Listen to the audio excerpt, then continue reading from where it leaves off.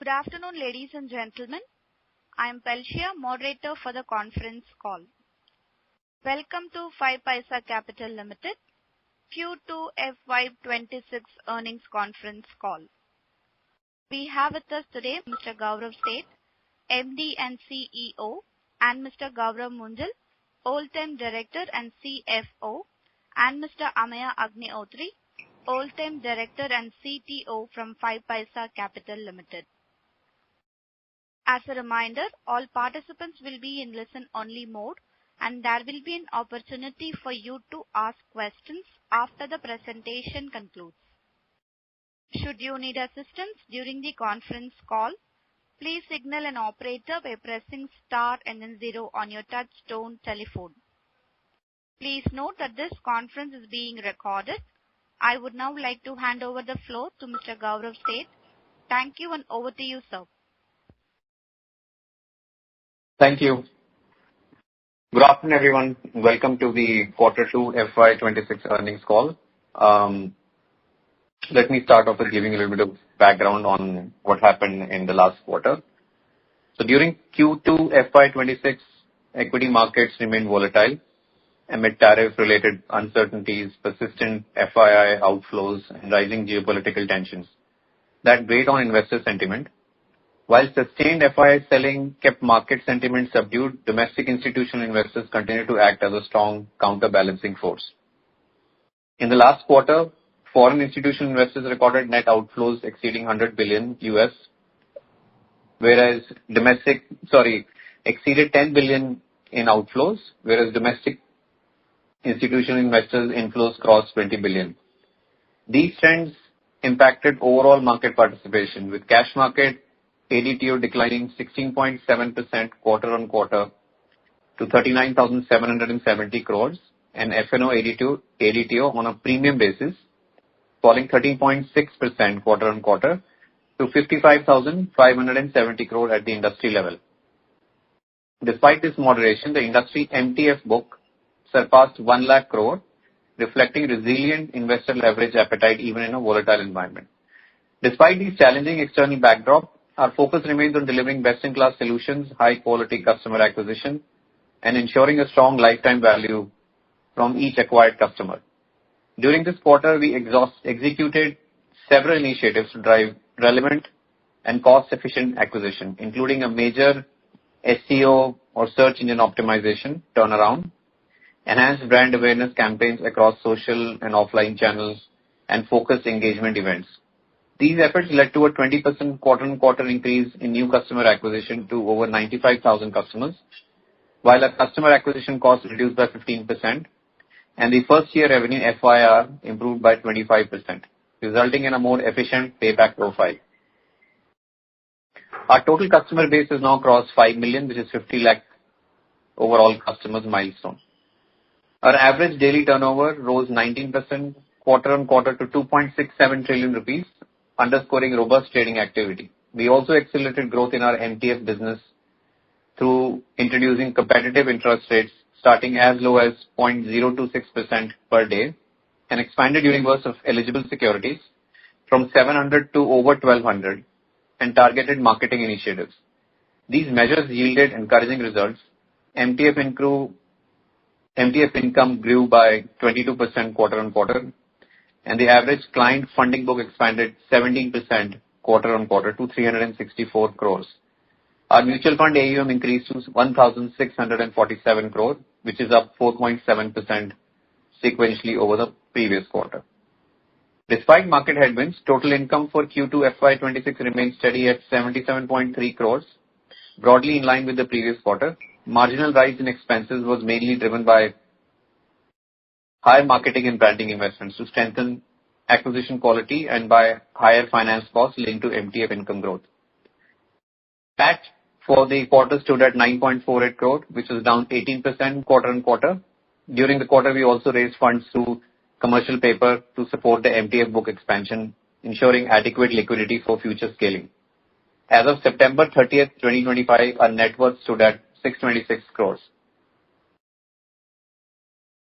Now, on the product and technology front, we continue to enhance trading efficiency, user experience, and platform depth. Several key upgrades were implemented during the quarter to improve speed, analytics, onboarding, and payments, further reinforcing our position as a next-generation trading ecosystem for both active traders and long-term investors. We upgraded our digital onboarding journey with the introduction of a real-time bank verification, PAN fetch via mobile, and a pinless DigiLocker integration for effortless KYC. Additionally, we launched a dedicated in-app ETF dashboard, one-stop interface for smart ETF investing, and enhanced our payment gateways to ensure faster and smoother SIP payment processing for mutual fund investors. We also revamped an MTF journey by introducing a pay later option, enabling an unlimited holding period and offering a seamless convert to delivery feature for enhanced flexibility. For traders, we introduced the Scalper platform on the web, a unified interface built for speed, precision, and smarter trading decisions. The platform features a 3-in-1 charting interface with predefined templates, enabling ultra-fast order execution and convenient keyboard shortcuts for enhanced trading efficiency.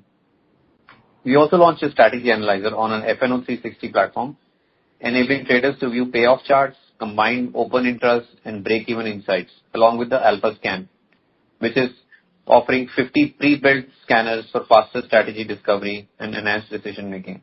Lastly, we have successfully implemented SEBI standardized validated UPI handles, enabling faster, safer, and fully compliant transactions for our users. We remain committed to continuous innovation, strengthening our product and technology stack while leveraging AI to further enhance customer experience and engagement. With that, I conclude my opening remarks and now invite floor for any questions. Thank you. Thank you, sir. Ladies and gentlemen, we will now begin the question and answer session. If you have a question, please press star and 1 on your telephone keypad and wait for your turn to ask the question. If you would like to withdraw your request, you may do so by pressing star and 1 again.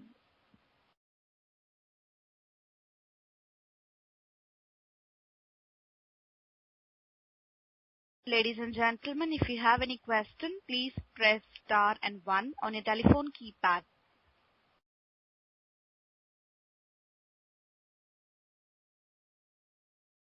We will wait for a moment while the question queue assembles.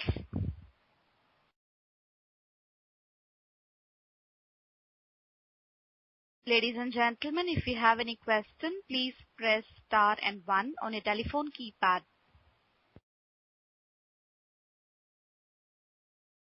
Ladies and gentlemen, if you have any question, please press star and 1 on your telephone keypad.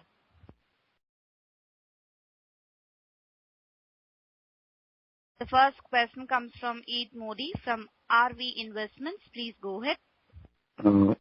Good morning, sir. Sir, any specific reason for degrowth in your revenue from last September 2023? So the overall, if you look, the income or the revenue is 1% down compared to the last quarter. So it's not a significant degrowth. Overall volumes for the industry have also fallen in the last quarter, as I think mentioned in my speech, by 16% for cash and about 14% for FNO. So our growth, our reduction in revenue is in line with those numbers. So my next question is, Yes, please go ahead. Wait, sir. Wait. No, sir. If we see Demat account base in a Q2, so it's 207 million. But if we see active clients, it's only 46%. Means it's very low now. So there is a specific reason for it. You're talking about our active base? Yes, sir. As compared to Demat account base. Yeah. There are 207 million Demat account, but yeah, active clients are only 46 million. Sir, he is asking at industry level. The total percentage is not 46, it is coming 25%. So overall 20 crore Demat account is there and only 5 crore is active. The question is around the same. Exactly. Okay, so actually that at an end, so I can answer at both not so much at the industry level. I can give you that perspective at our specific to 5Paisa. But in general, there are people who have come into the market who are not either they came into the market for making quick gains during the entire frenzy, and some of them also came into the market and opened F&O accounts as well as investment accounts. And when there is volatility and there is no easy way out or easy money to be made, they basically, what happens is that start to fall off. I mean, this is typically, even if you ignore the numbers, this is a typical behavior. So while a lot of the platforms, including us, end up opening these accounts, a lot of them actually then start to fall off or become inactive, or either they become completely inactive or their activity overall starts to reduce.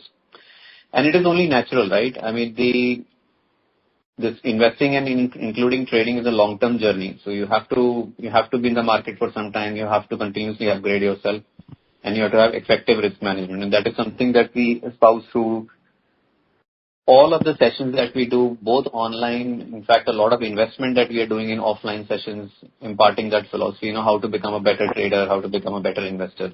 So that is really the reason. In our case, I think our number is closer to either 392,000 or between 395,000 to 4 lakh active base.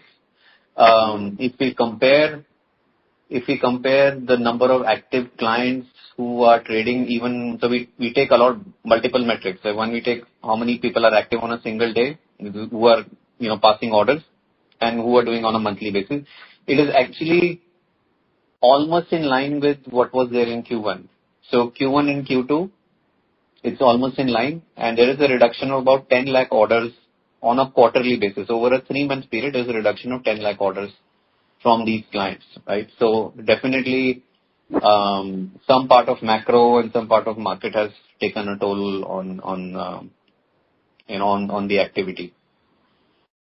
Sure, sir. Sir, any growth guidance for FY26? Sorry? Growth guidance, revenue or growth? No, I'd not like to make any forward-looking statements, because a lot of what that we do is based on no matter how well we do on the product side and marketing side, it's also dependent on the markets. So, yeah, but we are heads down into execution on improving our product. That is our primary focus. So we'll continue to do that. Oh, sir, is H2 will be same as H1 or it will be better? We expect it to be better, but the markets have to contribute equally, right? So that is again, I can't predict. I'm hoping that H2 will be better. Thank you, sir. Thank you. Thank you. The next question comes from Sonal Minas from Prescient Capital. Please go ahead. Hi, this is Sonal Minas. I hope I'm audible. I have 2 questions. Sir, first I wanted to understand, since you've been relentlessly focusing on optimizing your client acquisition cost, so what is an LTV which is a baseline that you're okay with, and how would you compare that to, let's say, market leaders? If you could just subjectively share something around what is the time horizon of break-even of a particular client that you're okay with as per your funnels. If you could just share some. Yeah. Sure. So our latest CACs in the range of 700 to 750, which is the client acquisition cost. And our first year revenue is kind of in the range of between 1,000 to 1,200. Typically, our sweet spot, we would want to answer your question, a 6 to 7 month payback period for our clients, for the clients that we acquire. Obviously, it varies, sometimes less, sometimes more, but this is what we would like it to be. And that is best in class, if you look at the industry as well. Great. And this revenue that you speak about, this stays over a time slice of 1 year, 2 year, 3 year, or there is a tapering of revenue of these clients as they mature with you? Yeah. So typically, what ends up happening is that there is what I've given you is an FIR, which is the first year revenue number. but over a period of time, on an average, there is decay, right? Now it varies. Sometimes it is, for certain clients, it could be as high as like 40% in year 2 and then 15% after that, and so on and so forth. So when we do our projections and our numbers, we typically account that decay into the mix. That, if I'm 100 rupees from someone, then it probably would become 70 rupees after the end year 1, or 60 rupees after year 1, so on and so forth. Yes. So yes, but to answer your question, yes, there is a decay in FIR over a period of time from new clients. Understand that. Another thing, speaking about your product rollout, you explained the features in the app. Is there an NPS score, because you have an app rating, the CSAT, given in the slide deck? Is there an NPS score which you track? I'm sure you would, but which you can share for us to understand how good is the app, how good is the platform, how good is the satisfaction of the customers basically on the platform? Yeah, so I'll give you my personal opinion on NPS. So we do track NPS from time to time. But usually it is more, what I've seen is that like the NPS ratings do come up randomly for, like, I'm not talking about 5Paisa, but it's just about industry, right? And it is really on the mood of the customer. So if you're in a good mood, everything is going right, you push. I'm talking about how this is done. And an NPS score is shown to the customer, and they might go anything from 1 to 10, right? And 9 comes and you're very happy, and 5 comes, you're very, very not that happy, right? So the right metrics to be used, which we think of it as CSAT scores, etc., which are very more focused on a function, right? So let's say in our case, if you have a problem, if you're closing a ticket with customer service, or how you're doing a particular transaction on the app, whether it is a derivative transaction or a cash transaction, or how you are, let's say, doing a paying, like, trying to move funds. So all of those specific transactions, I mean, my view is that like those are more indicative of actual customer satisfaction than NPS scores in general. But we typically refer to app ratings as a guiding light, because that is something which is public, which is something which people, typically if they are taking time to go and write them, we take them very, very seriously. And our endeavor is also continuously keep scaling the app ratings, both on Android and on the App Store. Got it, sir. All right. I'll fall back in the queue. I have some questions. I'll fall back in the queue. Yeah. Thanks. Okay. Thank you. Thank you. Thank you. Ladies and gentlemen, if you have any question, please press star and 1 on your telephone keypad.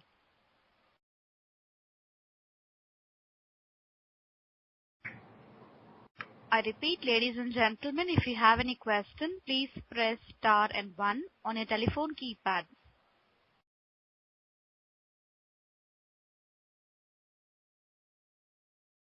We have a follow-up question from Sonal Minhas from Prescient Capital. Please go ahead. Hi. Thanks for taking my question. Given the fact that I wanted to understand more the zoomed out market dynamics, the way I think things are playing out in the whole discount brokerage space, just wanted to understand, like, from a positioning perspective, I think you focused on product specifications, you focused on client customer satisfaction.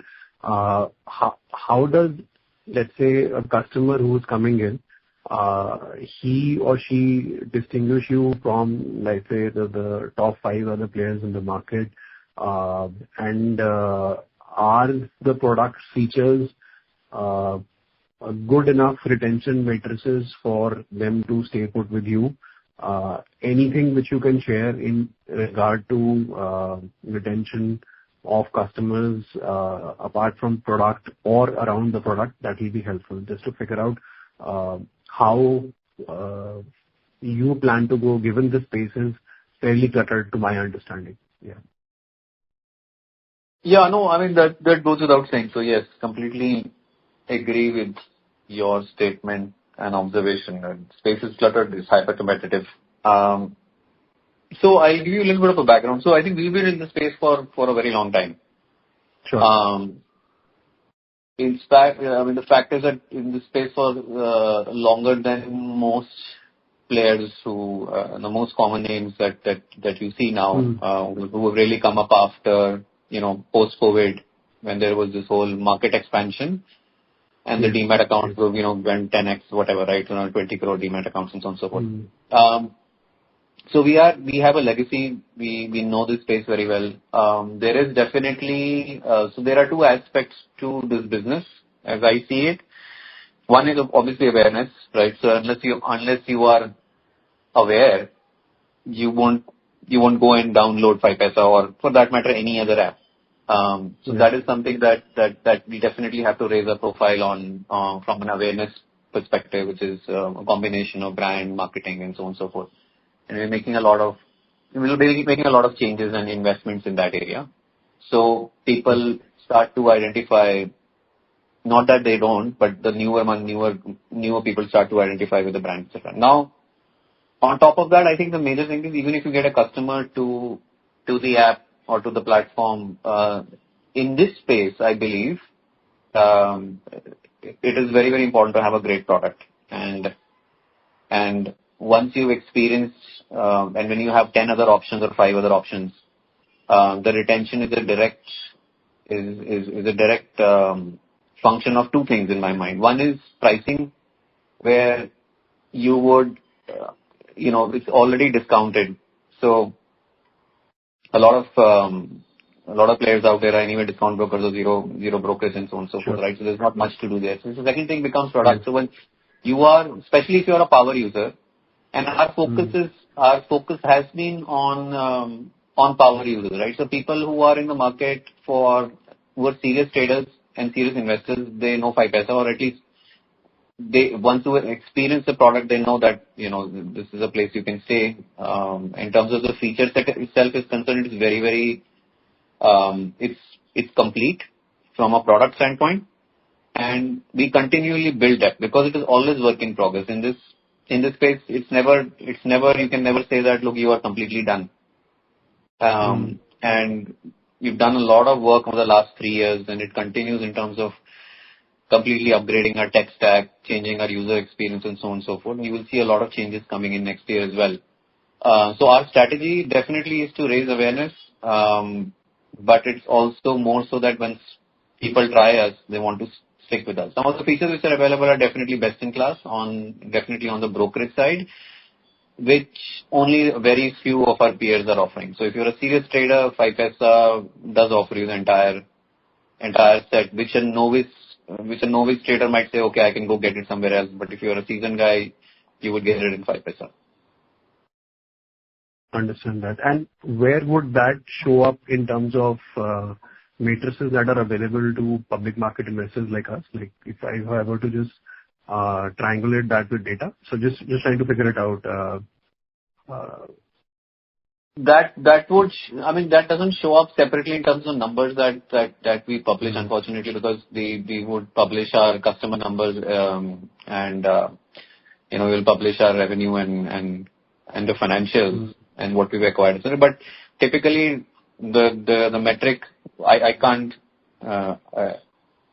share with you, but it typically shows up in the ARPU or the average revenue per user, right? So even though you might have fewer customers, but the average ARPUs or the average revenue per user is higher, which is true for us. So we look at that and then we see, so what is the level of activity of a user on your platform? And the level of activity of the user of platform directly translates to, one is to activity and their comfort and their trust in the platform, and second directly to revenue.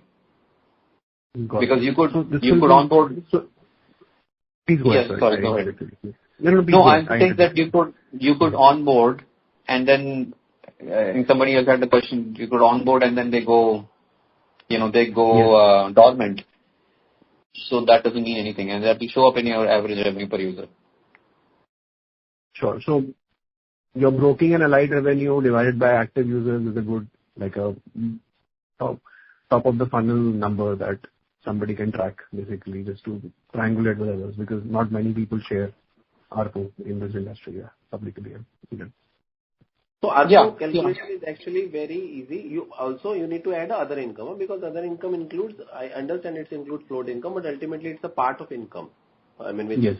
account broker is getting. So if you divide, I'm just doing the simple math. We have active customer base of 3.8 lakhs. So you just divide with 77 crore, you will get the number, which comes around, 8,000, 9,000 per year. So this is the. This is the number. Okay. So Yes. another question around this. Given that you have excelled in terms of your features for power users, directionally, if not now, let's say maybe like a 3-4 year kind of an outlook, does it make a natural sense for you to become like a platform like AlphaGraph where you're also giving algos to people? That's just an example, but it's an extension where you have algos and people come and trade on platform. How just trying to build it up. Yeah. No, I can take that. So in any case, today we have an algo offering, right? So so there are APIs or open APIs that we expose, and there are a lot of our customers both on retail side and basically it's all retail. Either it's retail through partners or it's direct retail. They use our APIs to run algo strategies on our platform. So our platform supports algos in the first place, and we've been doing this for a long time. Sure. And we're also building something which own algos and so on and so forth, which is in the pipeline, which you would see coming through. And I think you were alluding to AlphaGraph. So yes, that is definitely something that we're looking at. Otherwise, it's very difficult to differentiate in this space, given how things are. Everybody is pricing down. So that is the natural direction for somebody to take. And I'm just trying to think aloud and trying to take your feedback on it, basically. Yeah, that's why. No, it's a great suggestion. Thank you. Okay, all right. Thank you. Thanks for taking my question. Just that's about it from my side. Thank you. Yeah. Thank you. The next question comes from Prince Akash, an individual investor. Please go ahead. Hello, can you hear me? Yes, go ahead, please. Yeah. Thank you, sir. Thank you for taking my question. I just have one single question that, just in case the industry trends and the trading and everything, it keeps like this, it stays a bit suppressed. Do you see yourself or maybe an industry-wide phenomenon where you think that, the charges on the delivery investment sides, they might increase going forward? If not industry-wide, maybe do you see yourself doing that? So, great question. We've always taken the view that the services that are provided have to stand on their own. So we anyway charge 20 rupees for equity delivery. And of course, F&O is charged in any case. But to your larger point, I think my personal view, okay, so this is me as an individual. I think, yes, you could see a rise in, or people will start to charge for things that are completely free. Because the cross-subsidization of services is going to end, right? So whether it is acquiring via mutual funds and going to F&O trading, or whether it is not charging for equity delivery and so on and so forth. That is why you see in the market people building MTF books, people talking about starting to charge for, or starting to charge something, whatever that might be, 5 rupees, 10 rupees, 15 rupees, 30 rupees, 20 rupees, could be anything. But yes, it is likely to go that way, because if the volumes are going to be further impacted, then some of these decisions will have to be taken. That's my personal view. So just a follow-up thing, do you have any plans for doing this like by yourself or in your, forward coming, or would you like to jump in as the industry, does this widespread? Sorry, if you don't mind, I did not follow the question. I was asking that whether do you have any plans like that already set in that you would increase the, delivery trade prices and everything, or would you jump in as the industry, applies this industry-wide? No, we don't have any specific plans at the moment, but these are things that we have to we have to assess from time to time. As I said, we are not free on equity delivery. We already charge 20 rupees. So Okay. for us, it's less of an issue. Okay. Thank you, sir. That was all. Thank you. Ladies and gentlemen, if you have any question, please press star and 1 on your telephone keypad.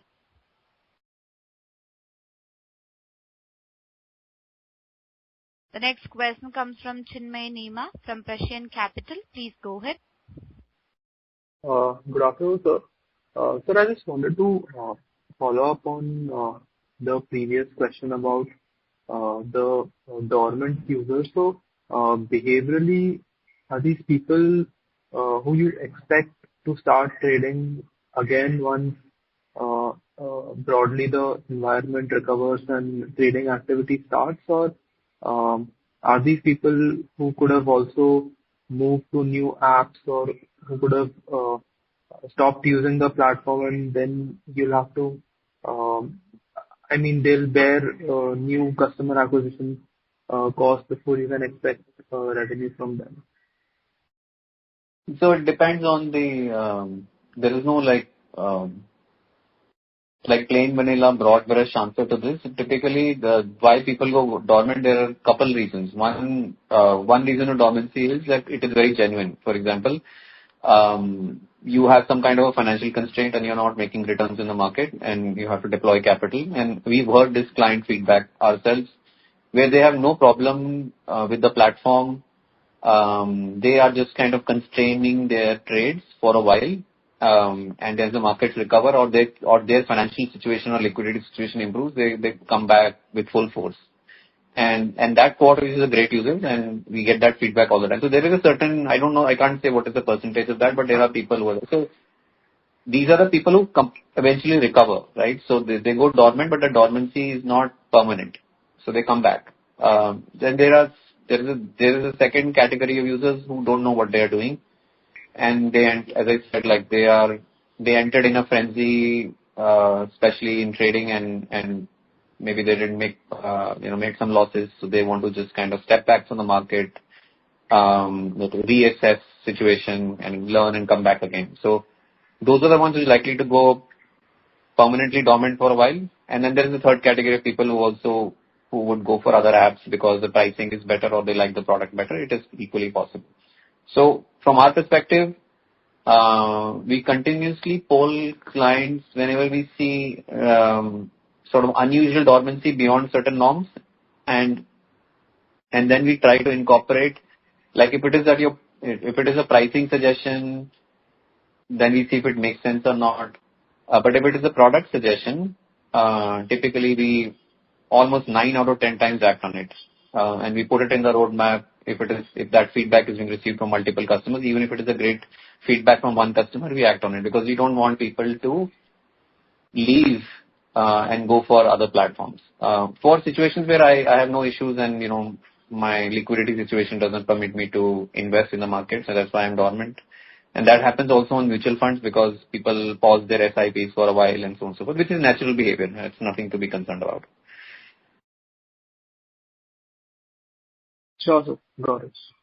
Thank you. Thank you. Ladies and gentlemen, if you have any question, please press star and 1 on your telephone keypad.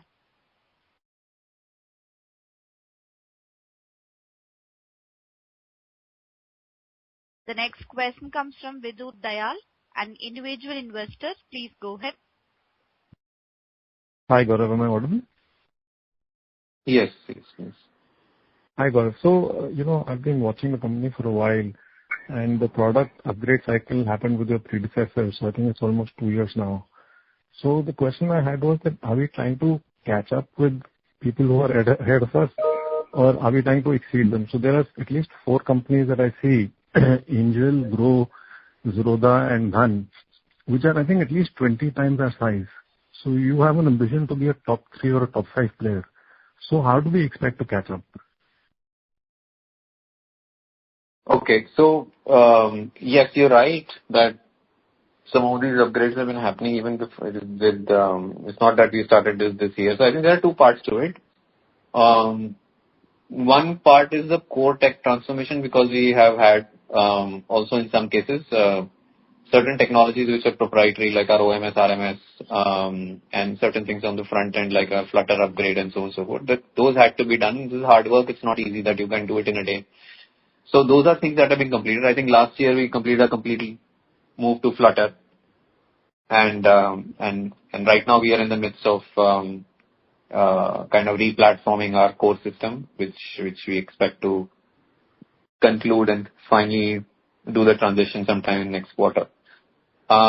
Yes, it is tough because the standards are high and with the new people coming in, they have a blank slate to start with the product, whereas in existing structure we have to work through some of the pieces that need to be transformed first and some decisions to be taken, which takes a little bit of a time. So I don't know if that answers your question, but to catch up is after a certain point in time, we don't want to put a benchmark of someone else to our situation. We know what we are strong at, and going forward, all of the product improvements are obviously we look at competition, we look at the names that you're talking about, but we are setting our own independent product roadmap to either be better than them or at par with them, whatever you want to call it, because we get direct feedback from our customers, the loyal 5Paisa customers. We want more of it. And I think if you start to always be in a situation where you're just trying to catch up and say that here are the 3 top guys in the market, let me be like them. By the time you reach there, they move somewhere else. So you have to chart your own course, and that's exactly what we're doing. No, so, that's a great answer on the product side. I just meant on the market share side and the revenue and the scale side, how do we, sort of get to a top 3 position? So, I mean, that is work in progress. I mean, I can't share with you the entire strategy of the public company. But I understand. But what I'm trying to ask is that even likely in the next 3 years? It is likely. Most of these companies are not public, but the numbers that Grow and Dhan have just thrown out are just, surprising. Yes, and we also know the reasons of why those numbers are where they are. So, and those are things that we also understand. I think it's a matter of execution. I think it is likely, if not 3 years, in 5 years. Yeah. Okay, that's great. And one final question, there was a lot of qualitative improvement. We had a bigger MTF book. We increased our customer acquisition. Everything was good. And I understand the cost side. But why did the revenue on a Q-on-Q basis not inch up at all? Because if you see at the exchange level, both the cash volumes as well as on an ADTO basis and F&O on a premium basis and notional both have come down. One by 16%, one by 13%. Now, that is not justification. We have also fallen. We have fallen a little more than No. On a Q-on-Q basis, we have increased, Gaurav. No. So what you are saying that No. the income side, our brokerage income is almost same. In spite of cash and F&O turnover is down, although in spite of our number of orders is almost same. But we grown up in the allied broking. On the other side, other income, there is a down of 2 and 2.5 crore because of the repo rate. Because ultimately you are enjoying the interest rate, FD interest rate of the client funds as well as your own funds. But repo rate has been down, and hence there is a slight effect of that income, and hence our overall income is almost same for the last quarter. Right. Okay. Thank you. Thank you. Ladies and gentlemen, if you have any question, please press star and 1 on your telephone keypad.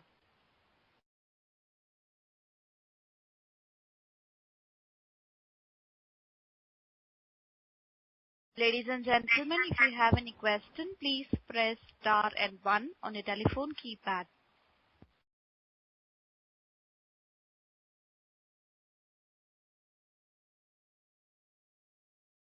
Ladies and gentlemen, if you have any question, please press star and 1 on your telephone keypad.